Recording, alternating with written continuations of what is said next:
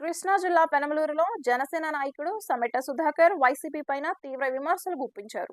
కమిషనర్కు కకృతి పడి కలియుగ దైవం శ్రీ వెంకటేశ్వర స్వామి వారి లడ్డూను కల్తీ చేసిన ఘనత వైసీపీదేనని దుయ్యబట్టారు. అంబటి రాంబాబును టైగర్ అంటూ సంబోధించడాన్ని ఎద్దేవా చేస్తూ పులులు సింహాలు అడవిలో ఉండాలి, బోన్లో ఉన్నది సర్కస్ టైగర్ మాత్రమే అంటూ ఘాటు వ్యాఖ్యలు చేశారు.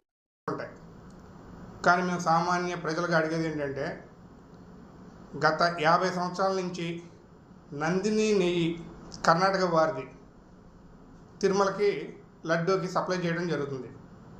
మీరు అధికారంలోకి వచ్చిన తర్వాత ఎటువంటి దురుద్దేశం లేకపోతే ఆ నెయ్యిని మార్చి బోలే బాబా డైరీ నెయ్యి అని ఎందుకు తెచ్చారు?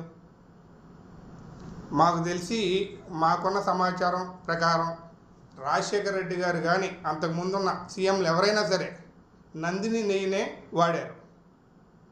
మీరు ఏ దురుద్దేశం లేకపోతే